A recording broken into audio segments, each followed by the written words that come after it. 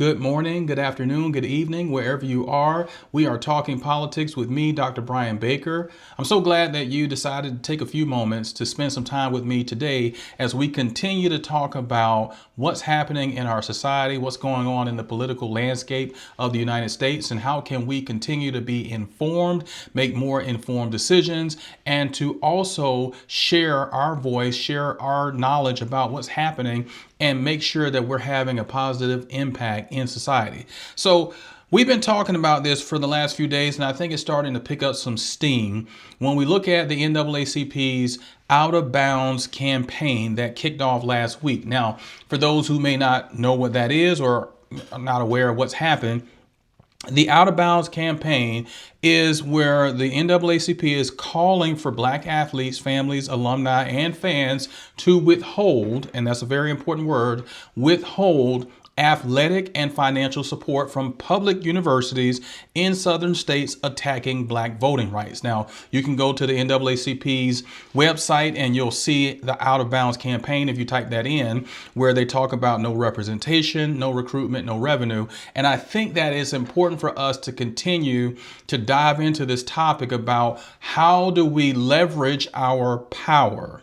Because that's really the thing. When we look at politics, we got to think about the distribution of resources and how do we leverage power to get the things that we want in our communities, in our society. What do we need to do? Now, one of the things that I like to use as an example is pressure points. That's a word that we need to get familiar with. We need to familiarize ourselves with the term pressure points, because you don't necessarily have to do extensive damage to make people change their ways, but you do have to make sure you know the pressure points and how can you influence people to make decisions that's going to help you in the long run. Now, someone has said, and I think there's a lot of people that have been looking at this out of bounds campaign and not really fully understanding the importance of athletics in the southeastern region of the country. I think there are a lot of people that don't truly understand the value, and I'm talking about revenue, that it generates. I don't think they understand the value that is held when you start talking about football in particular. Being someone who grew up in the South, I am a Southerner, born and raised in Florida, and I can tell you that football is truly king when it comes to entertainment in the South. Okay, football is that thing, particularly college football. So we want to make sure that we are using precision. College football is extremely important and it is very lucrative.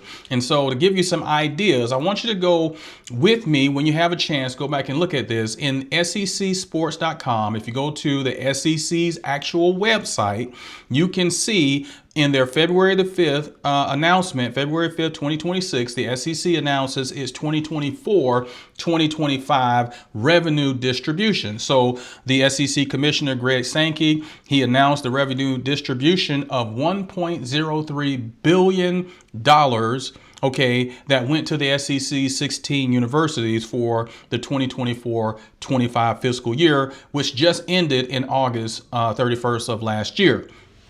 Now, you might be saying, how much again?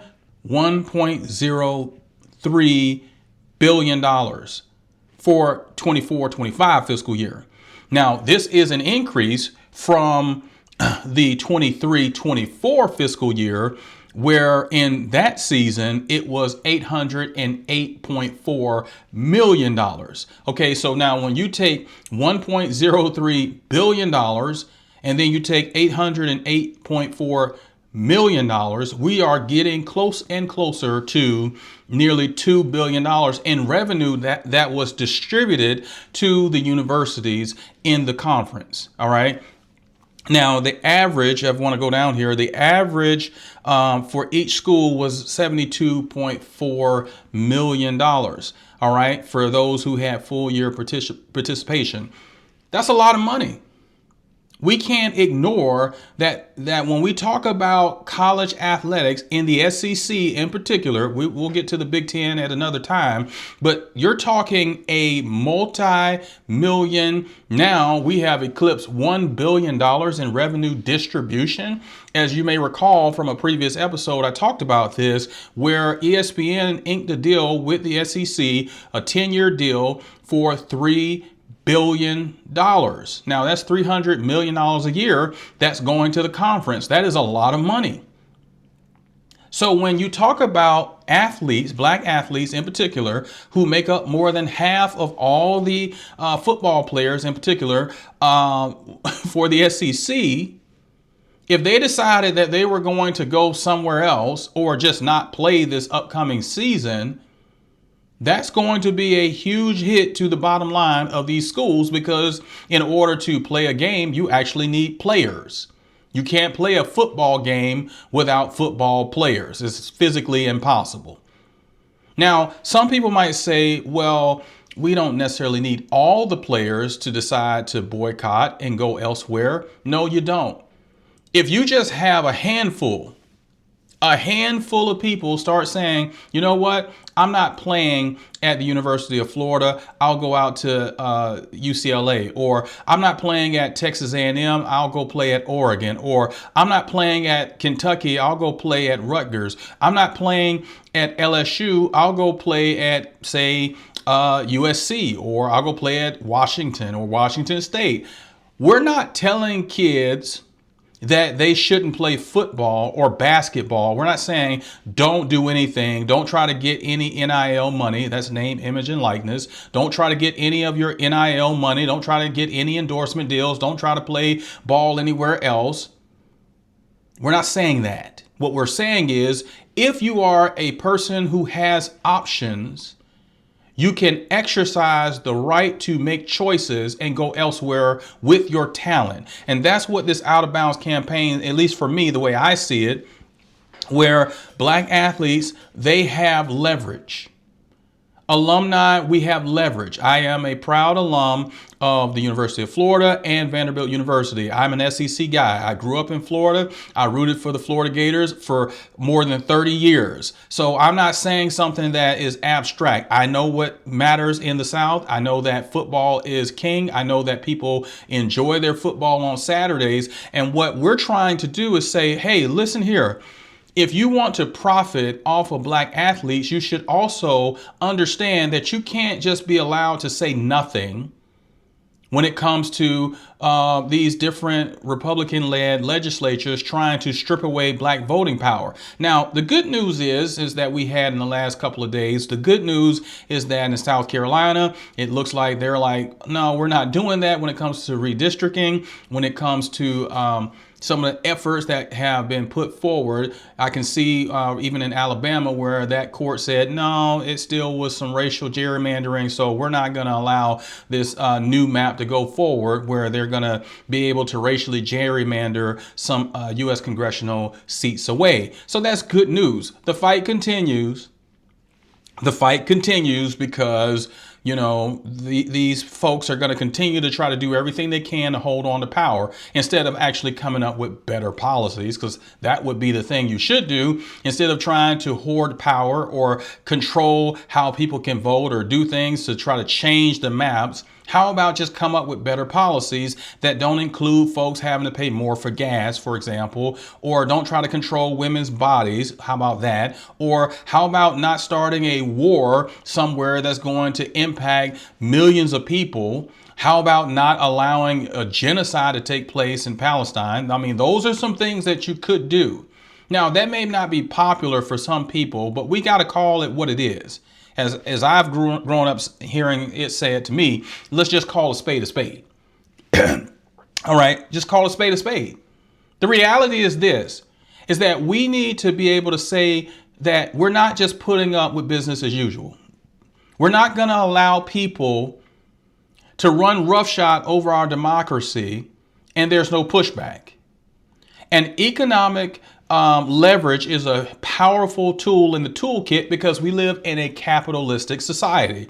In a capitalistic society, People respond, those in power respond to things when their money is being impacted. And as I just read, $1.03 billion, that's a lot of money on the table. And the SEC, and they're not the only ones, and we start talking about the ACC and some other these other Southeastern schools. Make no mistake about it, the SEC is not the only ones, because just for example, in South Carolina, the University of South Carolina and Clemson University are both public flagship universities. So look, there are other people that can also be made aware that, hey, you're on the chopping block too. We don't need all of the athletes to say we're going to go somewhere else. All we need is a handful to decide that they're going to play somewhere else. You don't even have to make huge announcements. Just simply say something along the lines of, I don't agree with what's happening in some of these legislatures, these state legislatures. I don't agree with them trying to strip away black voting power. I don't like the dilution of black votes. And so the only thing that I can do as a player is just go somewhere else. I don't want to be a part of anything that's going to affect negatively the black community. I'm just going to go play somewhere else where in a blue state, I don't have to deal with that. Why deal with it? You don't have to if you're an athlete and you have options. If you're a 5-star, you don't have to play at LSU. You don't have to play at Texas. Texas doesn't have a stronghold or a stranglehold on all of the NIL money. There are plenty of schools that would be more than willing to pay for some top tier athletes to come to their school and play for them. As I mentioned previously, Indiana just won the national title in football. Okay. And those players, they will still make it to the league. Those who are good enough, they don't need the SEC in order to do that. And I think that it's starting to turn the tide, and it's going to make an even bigger impact once we get closer to the football season, because right now we're in the off season. It's not even June yet. But once we get closer to the football season, and make no mistake about it, once the season's over, the regular season, and that transfer portal and all that stuff starts opening up, best believe this is going to become a much louder conversation. Because right now, a lot of kids may be locked into their schools. They've already gone through like spring practice and all of that and getting ready for the season. But believe me when I tell you this, once we get to the off season, this whole out of bounds campaign is going to really turn up a notch. And I think it's important for us to already say, hey, look, we need to start doing this. This is one pressure point, not the only, but it is one pressure point where you get people's attention. Because that's what it's all about, getting attention on the issue to get those who might oppose you to say, you know what, might want to rethink that. I might want to rethink it. And I think that's what happened in South Carolina. I think that the court in Alabama was standing on business and saying, listen, we're not changing what we already told you already. This was a racial gerrymander. We're not going with that. It violated Section 2 of the Voting Rights Act. And so all of this stuff that you're trying to do, we are going to uphold the law. And I'm telling you right now that as we get closer to the midterms, you're going to see even more of these radical ideas try to come forward, where people in the Republican Party right now, those legislators, they're trying their hardest to hold on to power. It's a slim majority right now. And the policies that's coming out of Washington, out of the White House, it's not very popular. If you look at the polls, I mean, pick one, like, the president is not very popular right now. Why? Because the policies aren't working for people. Now, I'm not the one that made it that way, and there is an opportunity to reverse course, but it doesn't appear that that's going to happen anytime soon based on what we're seeing. So if you continue to make policies that don't work for people and the cost of living continues to go up, and folks can see the cost of gas when they go to the pump, the cost of beef, my goodness, it makes everyone wants to start becoming a vegetarian as much as it costs to buy a pound of beef. You can't deny it. Voters see what it costs and they are not happy. People want more of universal health care. They're seeing a much growing, I would say, desire for that at this point. Family paid leave. That's something that should happen. We should even consider, and I'll put this out here, maybe a 4-3 work week. 4-3 work week. Why not? You can get a lot done in 4 days. I'm just putting that out there. But my whole point is this, is that the tide is turning and people, they see what's going on. They see a level of corruption that they're not happy with. And no one's just going to be like, okay, I guess we'll just let it pass. I think the midterms is going to be a clear indication, even with the attempts for gerrymandering, that it's not going to go well for the Republicans. I think that's what's going to happen. I think people can see the writing on the wall. And so they're trying to do everything they can to make a difference and maybe hold on to power. But I don't think it's going to work, quite honestly, based on what we've seen over the past 18 months or so, coming up on 18 months. So what do we need to do? What we need to do is continue to sound the alarm, bring up what we're seeing here with this out of bounds campaign, one pressure point, and start thinking about how can we continue to leverage other things that we have in our toolkit to affect other pressure points. Because if you start impacting folks' money, they pay attention very quickly. Because the one thing that we can count on in this society is that there are a lot of powerful people that don't want to lose money. No matter how much they have, they don't want to lose any more, even if they have plenty to start with. So we need to use that to our advantage moving forward. So again, go back and look at the NAACP's website. Think about the out of bounds campaign. Let's talk about options. Let's think about what we can do to sound the alarm and tell people we still have agency. We still have the ability to make noise, and we need to be as loud as possible because the squeaky wheel truly does get the grease.